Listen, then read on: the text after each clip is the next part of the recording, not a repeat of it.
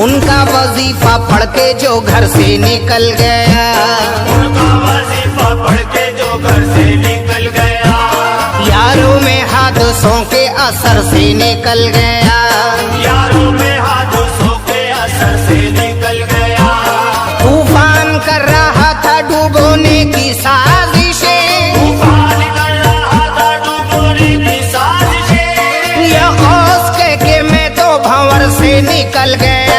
मुझे छेड़े ना ज़माना, मैं हूँ गौस का दीवाना। देश भर के साथ बगदाद शरीफ में 11वीं शरीफ का पर्व धूमधाम के साथ मनाया गया। हजारों की तादाद में पहुंचे लोगों ने 11वीं शरीफ के पर्व को हर्षोल्लास के साथ में मनाया। 11वीं शरीफ का पर्व एक काफ़ी महत्वपूर्ण अवसर है। ये दिन न सिर्फ हजरत अब्दुल कादिर जिलानी को श्रद्धांजलि के रूप में समर्पित है, बल्कि उनके द्वारा दी गई शिक्षाओं को भी समर्पित है।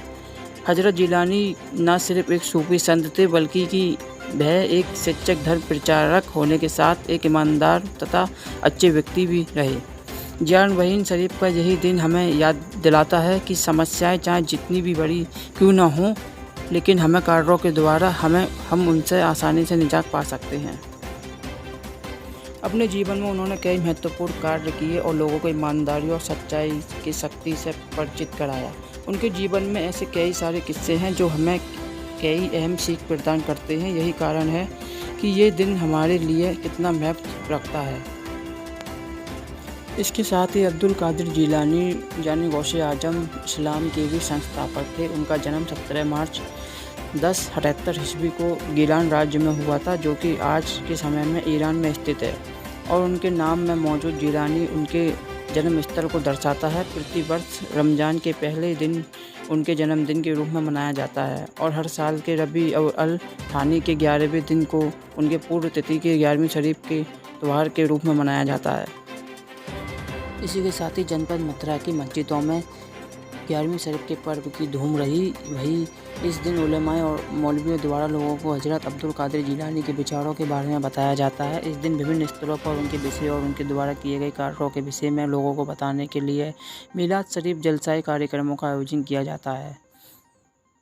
एक सरकारे मदीना की विलादत से पहले, सरकारे मदीना की आमद से पहले अंबियाए किराम बशारत देते रहे कि हमारे बाद इमामुल अंबिया आने वाला है, नबियों का इमाम आने वाला है, नबियों का ताजदार आने वाला है, नबियों का आका व मौला आने वाला है, नबियों का पेशवा आने वाला है, नबियों का मुक्तदा आने वाला है।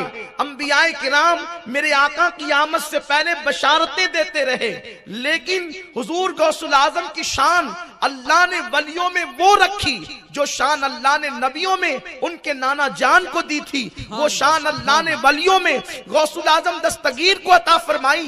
गौस पाक की विलादत भी नहीं हुई थी। उस वक्त इमाम हसन बसरी तकरीबन 350 से 400 साल पहले कहते हैं कि बगदाद में एक अल्लाह का बरगजीदा बंदा जाहिर होगा और वो बगदाद की जामा मस्जिद के मिंबर पे बैठ कर कहेगा, कदमी हाज़िही अला रक़बति कुल्ली वली जिल्लाह, मेरा ये कदम हर वली की गर्दन पर है, और वो वलियों का सुल्तान और ताजदार होगा। उम्मते मोहम्मदिया में अल्लाह ने किसी वली को वो शान अता नहीं फरमाई जो शान अल्लाह अब्दुल कादिर जिलानी को अता फरमाएगा। लोग ये कहें कि इसका सबूत क्या है, यकीनन मैं इस पर दलीलें पढ़ सकता हूं, लेकिन वक्त में गुंजाइश नहीं। जिसको दलील चाहिए मुझसे आके मुलाकात करें। हुजूर गौसुल आजम दस्तगीर की सीरत में ये बात लिखी हुई है। एक मर्तबा उनकी अम्मी नमाज पढ़ रही है और आपने नमाज में कुछ जल्दी कर दी, यानी मामूल से हट करके नमाज थोड़ा सा तेज पढ़ना शुरू किया, तो अंदर से आवाज आई, अम्मी अल्लाह की इबादत जरा इत्मीनान से करें। आपकी अम्मी जान कहती है, अब तक मुझे कोई अम्मी कहने वाला नहीं था, मैंने दाएं बाएं देखा, ये अम्मी कह के लुकमा कौन देता है?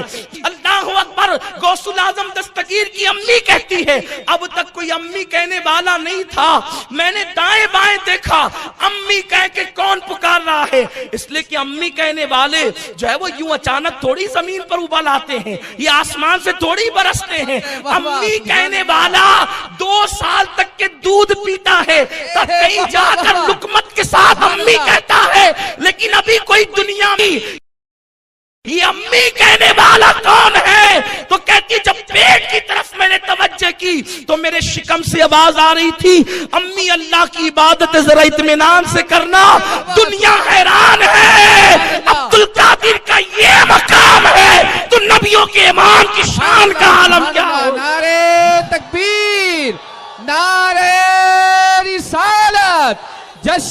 गौसे आजम निगरान सुन्नी दावत इस्लामी सुभान अल्लाह। मर्तबा किसी साहब ने हुजूर की बारगाह में हाजिरी दी, अर्ज की या रसूल अल्लाह, वो बगदाद का जवान कहता है मेरा कदम हर वली की गर्दन पर है, उसको ये कहना जायज है कि नाजायज है? आका ने फरमाया ये अब्दुल कादिर कहता है ना? हाँ या रसूल अल्लाह। सरकार फरमाते वो अल्लाह के हुक्म से कहता है और हर वक्त अब्दुल कादिर मेरी नजरों में रहता है, ये मेरे गौस की शान है। तो अल्लाह तबारक व तआला ने इमामुल अंबिया को सबसे बदतरीन हालात जिस जमीन के हो गए थे और ज्यादा जिस जमाने में लोग बिगड़ गए थे, उस जमाने में अल्लाह ने इमामुल अंबिया को भेजा और हुजूर ने 23 साल की कलील मुद्दत में बिगड़े हुओं को सुधार दिया। जो न थे खुद राह पर औरों के हादी बन गए, क्या नजर थी जिसने मुर्दों को मसीहा कर दिया। उनका वजीफा पढ़ के जो घर से निकल गया, उनका वजीफा पढ़ के जो घर से निकल गया, यारों में हादसों के असर से निकल गया, यारों में